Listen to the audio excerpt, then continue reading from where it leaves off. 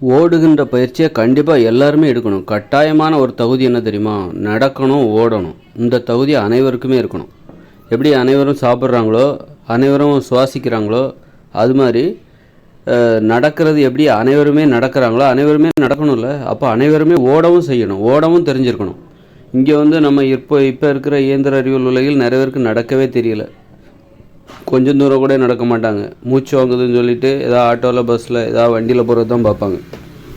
ஆனால் நடக்கிறாங்க. ஏதோ ஒரு கொஞ்சமாச்சும் நடக்கிறாங்கல்ல. ஆனால் கொஞ்சம் தூரமாச்சும் கூட ஓடுறவங்க இல்லை. ஒரு 100 மீட்டராவது நடந்து போகிறவங்க இருக்காங்க. பணக்காரங்கள்லாம் ஒரு 100 மீட்டர்லாம் நடக்க மாட்டாங்க. கொஞ்சம் தூரம் நடப்பாங்க, அப்புறம் காரு, ஆட்டோ அப்படின்னு சொல்லிட்டு போயிடுவாங்க. நடந்த அனுபவமே அவங்களுக்கு இருக்காது, நடக்கிற வாய்ப்பே இருக்காது. அப்படி நிறைய மனிதர்கள் வாழ்ந்துட்டு இருந்தாங்க. ஆனால் பெரும்பாலான மக்கள் நடக்கிறாங்க, ஆனால் பெரும்பாலான மக்கள் ஓடுவதில்லை. ஓடுகிற வழக்கமே கிடையாது. ஆனால் மனித உயிர்களின் அடிப்படை தகுதியில் நடப்பது, ஓடுவது, இந்த இரண்டும் அடிப்படையான தகுதி. ஏன்னா சுவாசிக்கிற மாதிரி எல்லாருமே சுவாசிக்கிறாங்கல்ல, எல்லாருமே சாப்பிட்றாங்க. அது மாதிரி தான் எல்லாருமே ஓடணும். கண்டிப்பாக ஓடுவதற்கு நுட்பங்கள் இருக்குது. ஓடுவதற்கான நுட்பங்கள் எப்படி? ரொம்ப தூரம் ஓடுறது, 10 கிலோமீட்டர் கூட ஓடலாம். பொறுமை தான் வேணும் நமக்கு. இப்போது ஒரு இடத்துல உட்காந்துருக்கலாம், 10 மணி நேரம் கூட உட்காந்துருக்கலாம், 2 மணி நேரம் கூட உட்காந்துருக்கலாம், 1 மணி நேரமும் உட்காந்துருக்கலாம். ஆனால் அதற்கு தேவை என்னது? பொறுமை. 10 நிமிஷத்துக்கு மேலே என்னால் உட்கார முடியாது. 10 நிமிஷம் உட்கார்றதே எனக்கு கஷ்டம். எத்தனை பேர் 10 நிமிஷம் நேரே உட்காருவாங்க? நீ கண்ணை மூடிட்டு உட்காரியோ, கண்ணை திறந்துட்டு உட்காரியோ, நேரே உட்காரணும். குனியக்கூடாது, வளையக்கூடாது, நேரே உட்காரணும் 10 நிமிஷம். அந்த அப்போ அதுக்கு தேவை என்னது? பொறுமை. 10 நிமிஷமாக இருந்தாலும் அதற்கு தேவை பொறுமை. அது பயிற்சி எடுத்தால் தான் வரும். 10 நிமிஷம் தானே உட்காந்துடலாம் அப்படின்னு ஒரு வாட்டி உட்காருவீங்க. தினமும் உட்காருவீங்களா 10 நிமிஷம்? அந்த 10 நிமிஷம் அப்புறம் 20 நிமிஷம் ஆகணும். 1 மணி நேரம் உட்காருவீங்களா? 1 மணி நேரம் சும்மா தான் உட்காந்துருக்கணும், நேரே நிமிர்ந்து உட்காந்துருக்கணும். எத்தனை பேர் உட்கார முடியும்? எத்தனை பேரால்? அப்போ அப்படி உட்காரணுன்னா பொறுமை தேவை. அதே மாதிரி தான் அப்போ உட்கார்றது ஈஸி தான், ஆனால் அதுக்கு தேவை என்னது? பொறுமை. ஆனால் நடக்கிறது கொஞ்சம் கஷ்டமான விஷயம். உட்கார்றத விட கொஞ்சம் கஷ்டம். 1 மணி நேரம் நடக்கணும். அப்போ அதற்கும் தேவை பொறுமை. பொறுமை தான் தேவை. உட்காருவதை விட ஒரே இடத்தில் உட்கார்ந்து நிமிர்ந்து உட்கார்ந்து 1 மணி நேரம் இருக்கணும்னா அதுக்கு தேவை பொறுமை. அதே மாதிரி நீ 1 மணி நேரம் நீ நடக்கிற, ஒரு மணி நேரம் நடந்தால் கண்டிப்பாக ஒரு 3 கிலோமீட்டர் நடக்கிறேன்னு வச்சுக்கோ, அதுக்கும் தேவை பொறுமை. நடக்க முடியும், ஆனால் பொறுமை தேவை. உட்கார முடியும் 1 மணி நேரம், ஆனால் பொறுமை தேவை. அந்த பொறுமையை தான் நம்ம பயிற்சி மூலமாக தான் அதை கற்றுக்கணும். அதே மாதிரி தான் ஓடுவது, அது இன்னும் கஷ்டம். நடக்கிறத விட இன்னும் கஷ்டம். 1 மணி நேரம் ஓடணும், நிற்காமல் ஓட வேண்டும். அதற்கு என்ன தேவை? பொறுமை. அப்போ நாம் ஏன் இன்றைக்கி ஓடுறதே இல்லைன்னா நமக்கு பொறுமை இல்லை. நாம் ஏன் ஒரே இடத்துல 1 மணி நேரம் நிமிர்ந்து உட்கார முடியுமா? நிறைய பேரால் அது முடியாதுன்னா அதுக்கு நம்ம என்ன இல்லை? பொறுமை இல்லை, பயிற்சி இல்லை. ஆக நாம் கற்றுக்கொள்வது என்ன தெரியுமா? பொறுமையை தான் கற்றுக்கணும். ஒரு பயிற்சியை செய்வதற்கு நமக்கு என்ன தேவை? பொறுமை. ஒரு தேர்ச்சி அடையணும், ஒரு நடைமுறையில் ஒரு தேர்ச்சி. நீங்கள் நடப்பதில் நீங்கள் தேர்ச்சி அடைய வேண்டும், அதற்கு தேவை பொறுமை. ஓடுவதில் நீங்கள் தேர்ச்சி பெற வேண்டும். நிற்காமல் 1 மணி நேரம் ஓடணும். அப்போ அதற்கு தேவை உங்களுக்கு பொறுமை தான் தேவை. பொறுமை இழந்து போய் அப்படின்னு சொல்லிட்டு இடையில நின்றுவாங்க.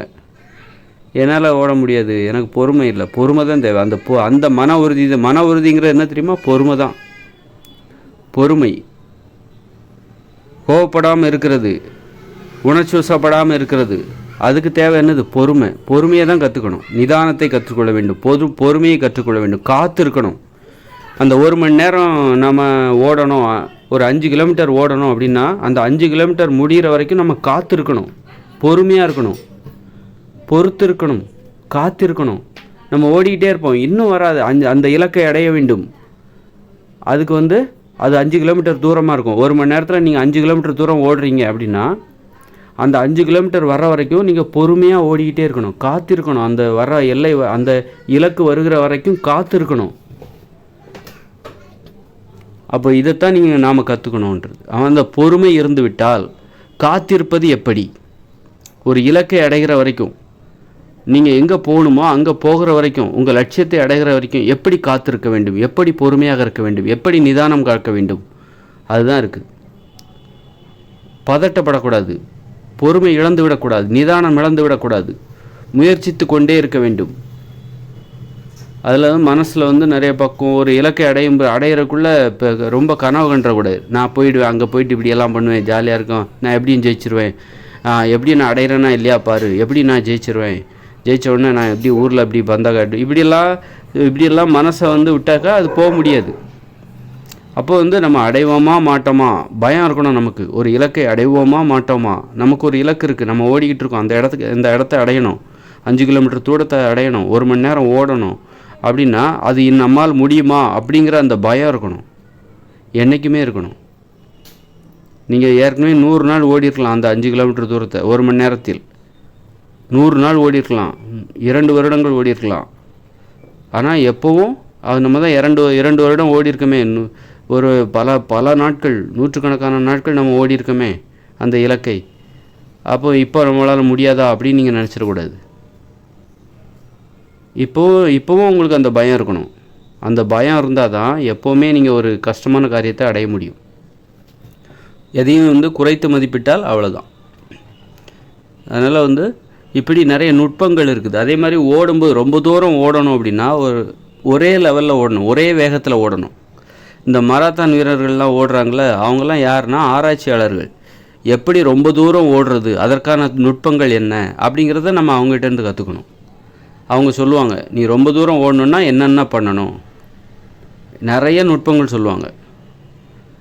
40 கிலோமீட்டர் கூட ஓடுவாங்க அவங்க. அப்போ 40 கிலோமீட்டர் எப்படி ஓடுறாங்க, நமக்கு ஆச்சரியமாக இருக்கும், அப்படி தானே? அவங்க அந்த நுட்பத்தை தெரிஞ்சு வச்சுருப்பாங்க. ஒரே லெவலில் ஓடிட்டுருப்பாங்க, ஒரே வேகம். திடீர்னால வேகத்தை கூட்டவும் மாட்டாங்க, திடீர்னால வேகத்தை குறைக்கவும் மாட்டாங்க.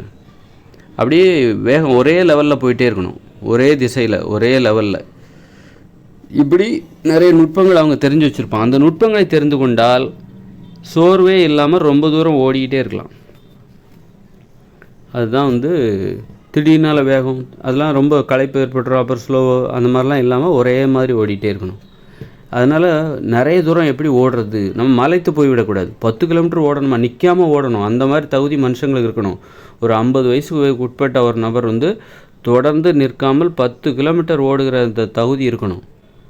அதில் போய் மலைச்சு போயிடக்கூடாது. ரொம்ப ஈஸி தான், அது நடக்க முடியும்ல, 10 கிலோமீட்டர் ஒரு நடக்கலாம்ல ஒருத்தர். இங்கேருந்து வயசானவங்கள்லாம் என்ன பண்ணுறாங்கன்னா வேளாங்கண்ணிக்கு போகிறாங்க, சென்னையிலேருந்து வேளாங்கண்ணி கோயிலுக்கு நடந்தே போகிறாங்க, திருப்பதிக்கு நடந்தே போகிறாங்க, சபரிமலை கோயிலுக்கு நடந்தே போகிறாங்க.